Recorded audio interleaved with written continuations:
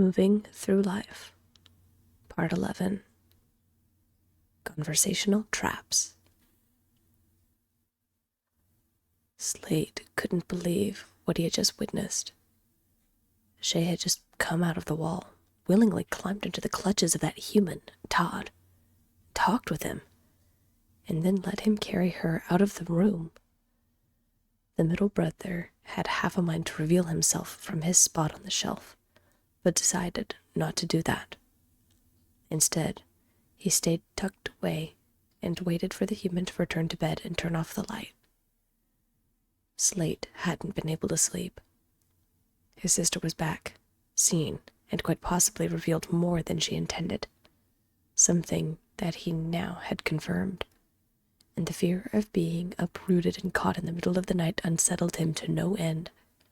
So, he and Beau both agreed to keep a subtle lookout. With the human now asleep, Slate had a decision to make. He knew what Shay told him. That wasn't up for debate. Seeing it happen, however, was an entirely different experience. Slate hadn't heard everything that his sister said, but he could easily pick up the human's words. Humans were clumsy and loud, even when they were trying to be quiet. From what he heard, Todd sounded concerned for Shay, something that was extremely confusing to him. But he was also firm when he insisted she go home. Slate imagined that if a human were interested in keeping a borrower, that they wouldn't allow them to leave, or at the very least convince them to stay. Maybe it was a trick? Maybe he wanted to lure her into a false sense of security. It would be the quickest way to get to the family. Still, Todd was careful with his little sister, and she didn't seem to be in distress. Dozens of scenarios crossed his mind, but each seemed further and further from the truth. The scary thing was that Slate was interested and was on the verge of believing that his sister may actually be right about this human. His watch continued, and he had to decide now whether he was going to tell Beau about his theories and the encounter between Todd and Shay, or if he was going to keep it to himself and watch how everything unfolded. It was dangerous to keep information to himself, but Beau would undoubtedly have a negative reaction to hearing Shay snuck out to talk to Todd. He could bring it up to his sister directly, but that too would probably not be great. She wouldn't like being spied on and would insist on meeting Todd. Just the thought of talking to a human made Slate shiver. Then again, maybe it wasn't such a bad idea. Shay had done it. She just did it, and everything turned out fine. At the very least, it would reveal Todd's intentions. If Beau or Icon were to keep watch while he went out and talked to Todd while Shay was at home doing something, perhaps they could get to the bottom of this mystery. It was a terrifying thought, but also thrilling. It was a steep ledge on the other side. On the other hand, Todd could be everything Shay said, and they'd have to accept Shay's friendship, if it could even be called that, with a human. But they would still have to reveal themselves to talk to him. Todd could easily catch whoever approached him, on the other hand, and the siblings would have little to no way of stopping something bad from happening. Both cases weren't ideal, but at the very least, they would get answers. Slate made up his mind. He would bring in Icon and Beau into the fold and set this trap for the human. Unfortunately, Slate's prediction was correct. Beau was 2 seconds away from confronting Shay about the entire encounter, and Icon nearly tried to sprint off to tell their parents. He barely managed to convince them to listen and spent the next hour persuading them that his plan was going to work, or, at the very least, prove whether Todd was as good as Shay claimed him to be. They drew string strips to determine who would actually go and talk to Todd, while the other two watched. Bo hated the idea, but the younger two agreed it was only fair since Slate and Bo both volunteered and felt entitled to the position. Bo for being the oldest, and Slate because he came up with the idea. Slate ended up winning the draw. They determined what Slate was going to say to Todd, and, hopefully, all would go according to plan. The overall gist: leave us and our sister alone. They didn't want it to sound like a threat. One, because they didn't want to anger the human, and two, because they actually were the smallest bit grateful to him for bringing their sister home safe and sound. Still, there needed to be clear boundaries, and Shay couldn't be objective and would most likely not cooperate if she knew the plan. They loaded up their gear and safety supplies, trying desperately to keep from shaking in their borrowing boots as they headed out late one evening when they saw the other family members leave. Shay was busy helping their mother with dinner, and, frankly, she hadn't been outside the walls of their home other than her little excursion a few nights prior. They hoped they would be back in time for their family meal, but prepared mentally for the worst. Through the walls, they crept along until they reached Todd's room. The boys checked the sounds of the room and, when they were satisfied, climbed the walls to their positions, Slate on top of the dresser, and Icon and Bo along the ceiling trim. Their hearts pounded in anticipation. It was clear they were nervous, but their stubborn determination was stronger. Slate stayed crouched behind a couple of odd and weird-looking structures with what looked like crouched people on top of them, until he saw a quick flash of light from the ceiling trim. He looked back across the vast expanse of the room and saw Todd standing by his bed folding clothes. Now or never. Slate, mouth dry and limbs shaking, stepped out from behind the structures and walked out into the open, repeating over and over in his head that Shay had done this for 2 months on her own. He could do this. Just as Slate started to wonder how to get Todd's attention, the human turned around, crouched by an open bag, and began shoving the folded clothes into it. Slate had to fight every urge not to run away when he saw how fast Todd could move if he wanted to. The middle brother began debating his choice when Todd went to stand up, and their eyes met. No, he wasn't ready for this. How did Shay stand this? Oh, Todd hadn't heard from Shay in a few days, and had feared she was being punished because she came to visit him. He couldn't hardly do anything about it except to continue to act normal with the full knowledge that small people were living in his home. He hoped that he would get to see Shay again, and the last thing he expected to see was another small person standing on his dresser. Todd knew Shay had a family, and, based on that, could only assume that this was her brother. He looked too young to be her dad.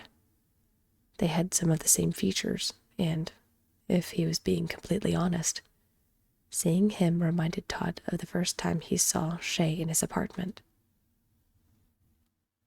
Relying on the tactics he used with Shay, Todd very slowly sat on the ground while maintaining eye contact with the new person on his dresser.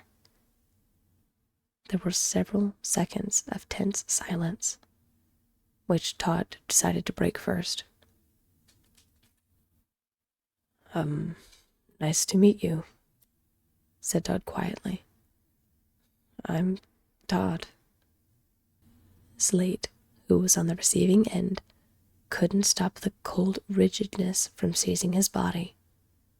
He couldn't even imagine a cry for help at seeing Todd sit down, let alone continue the conversation the human was trying to have with him. After a moment, Slate managed to choke out, "Hello?" It wasn't a strong greeting, but it was the best he could muster given the circumstances. Todd simply nodded, a partially amused smile tugging at one side of his mouth. For Slate, this could be really good or really bad for him. Thankfully, Todd continued. I hope everything is okay. Is she all right? She's not sick or anything, right? I know I make you uncomfortable and everything, but if she needs anything, or if you need anything, just stop." Slate knew he was going slightly off of what he and his brothers agreed he would say, but Slate was starting to lose his nerve. Something about Todd offering to help him made him bristle. Did he think they couldn't take care of themselves? Did he see them as something to be taken care of? Like a pet? No. It wasn't until after that Slate realized that shouting at a human could have very negative consequences, and he tried swallowing the lump rapidly forming in his throat. He could only imagine what his brothers were thinking of him. Slate tried forming the words to follow up, but Todd spoke first. "Sorry," muttered the human. "I ramble a bit when I don't know what else to say or when I get uncomfortable." Did Slate hear him right? Did he just apologize? He, a human, was uncomfortable around him, a borrower? "Really, though, is she okay?" asked Todd. Slate had to go back to the original plan, the things he and his brothers planned for. Slate coughed nervously a couple of times before nodding. "Yes, she is fine. I wanted to thank you, for bringing her home safe."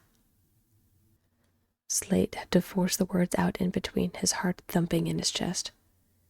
He couldn't help but pause for a breath every once in a while to keep himself calm. His sister definitely had more gall than he credited her with for talking with a human for more than a few seconds. Slate kept a watchful eye on Todd to make sure he wasn't grabbing anything like a jar or a bag to capture him with. Nothing. In fact, the only thing Slate noticed about Todd was the thoughtful smile that crossed his face, and nodded slowly while shoving his hands in a middle pocket on his hoodie. "Of course, anything to help," replied Todd. There, Slate had an opening. "Anything?" asked the middle brother. "Yeah," said Todd without hesitation. "She's my friend. I'd do anything to help her, or her family for that matter." Slate bit his lip, breath quickening. This was it. Moment of truth. "Then I have to ask you, tell you, don't talk to her anymore," said Slate. Todd looked mildly confused and leaned back. Just the way his brow furrowed made a cold shiver crawl down Slate's spine. "What? Don't talk to her anymore? Did she say that?" asked Todd. The young adult felt taken aback by this new small person's request. Slate, in the meantime, felt panic rising like acid in the back of his throat. This felt like a mistake. Why had he suggested this? Why was he doing this? He steeled himself and looked back at Todd. If he was going to determine the human's intentions, he needed to provoke him. "No, she didn't say that. I'm saying that. I'm telling you to not talk to my sister. You're a human, and that means you're dangerous. You're probably trying to trick her anyway. It's what you humans do. You lure us out into your traps and then keep us as pets. No, not today. Not to my sister. Slate knew he was stepping over the line, but if he didn't say it now, he wouldn't work up the courage to say it again. Unfortunately, it looked like his plan was working. Todd leaned forward, eyes narrowed and jaw tighter than before, as he seemingly stared into Slate's eyes. If this were a standoff, Todd was obviously winning. I'm not really sure where this is coming from, friend. Todd started, keeping his voice and tone calm and even. But I do know this. I made her a promise to make sure she made it home safe, and I kept that promise. I made a promise that I wouldn't tell anyone, not even my family, about her or anyone else like her. I've kept that promise. I'm not going to stop keeping my word to her just because she's home now. Slate inched a step or two backwards. Todd may not have meant to be intimidating to the borrower, but everything in Todd's neutral tone and body position screamed red flags for the middle brother.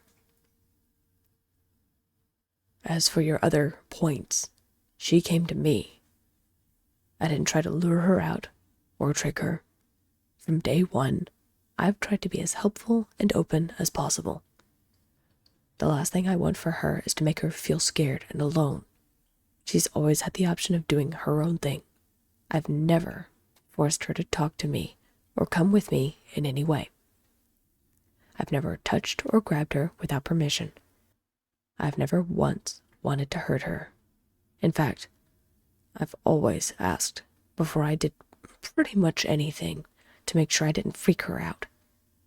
Did she tell you something different? Asked Todd. No.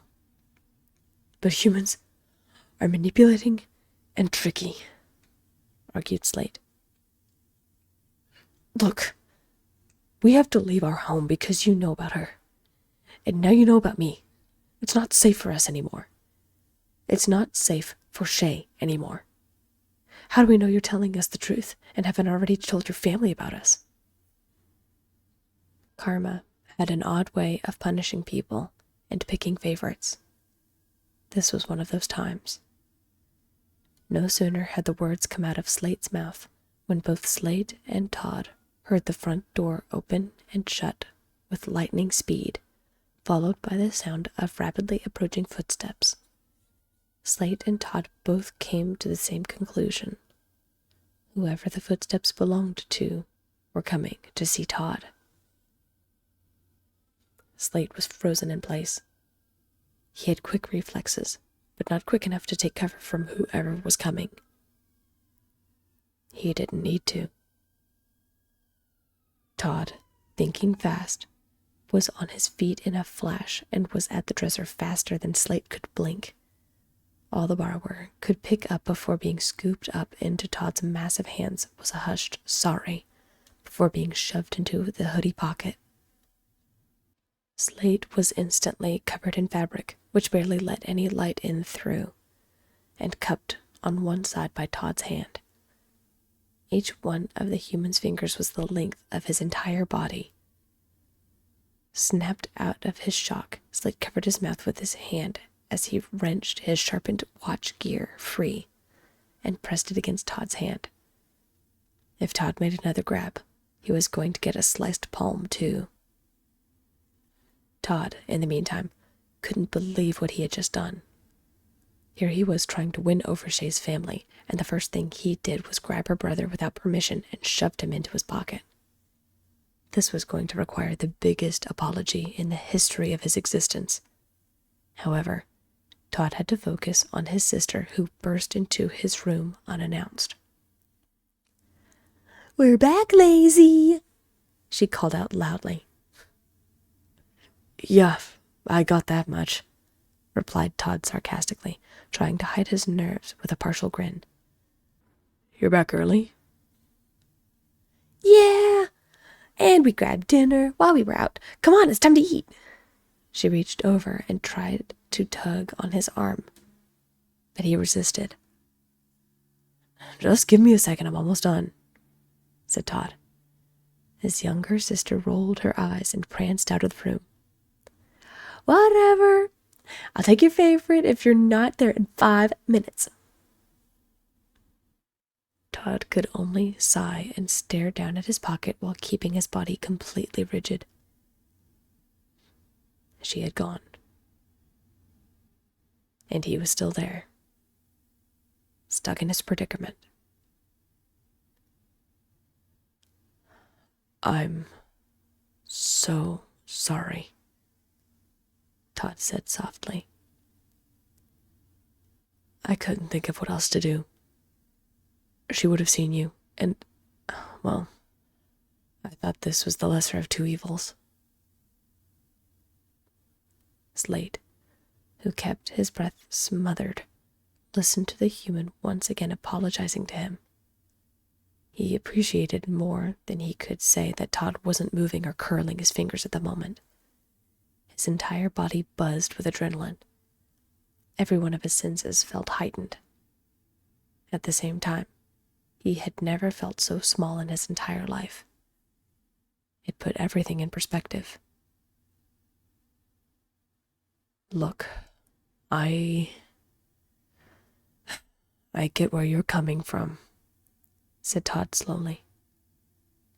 "I have a little sister too, and if I were in your shoes, then I would feel the exact same way.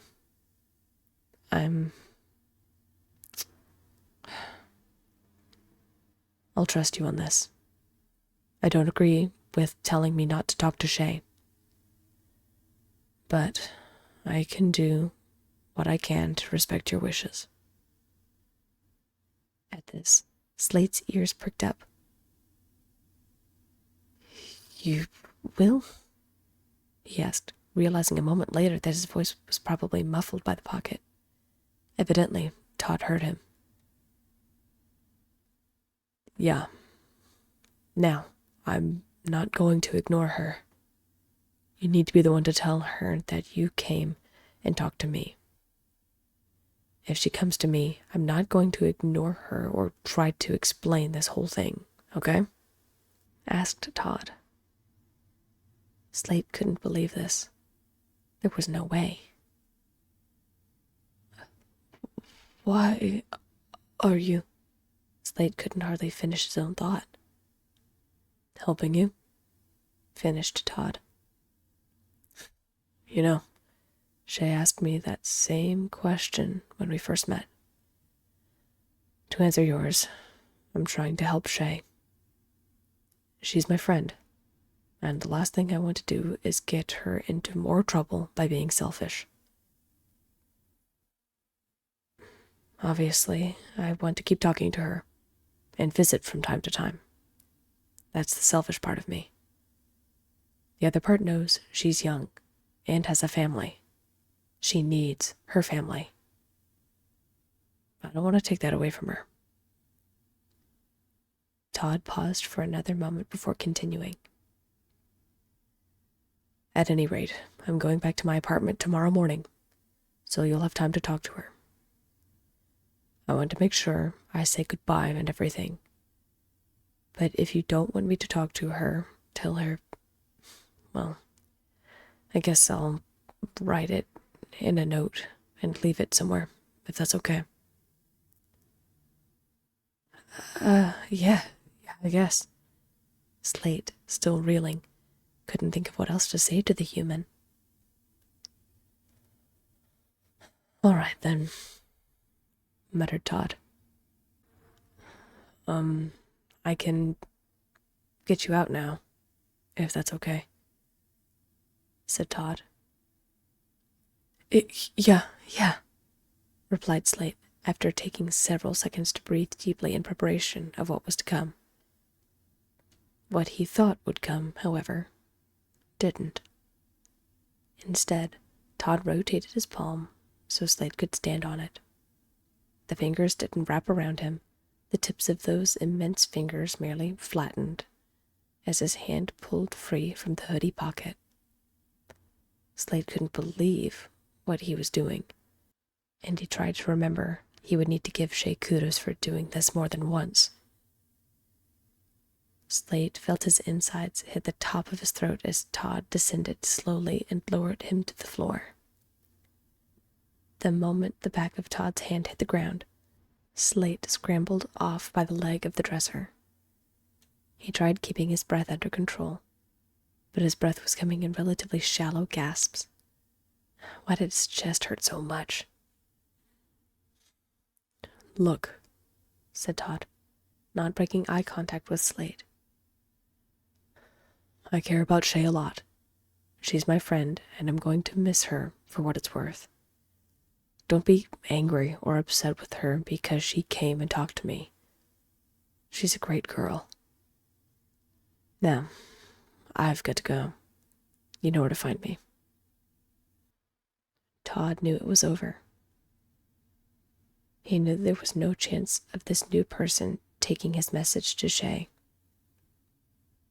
There was going to be little to no chance of this whole interaction getting back to his friend. His argument was long. There was little to no chance this new person would take his feelings into consideration. Todd wouldn't get to see Shay again.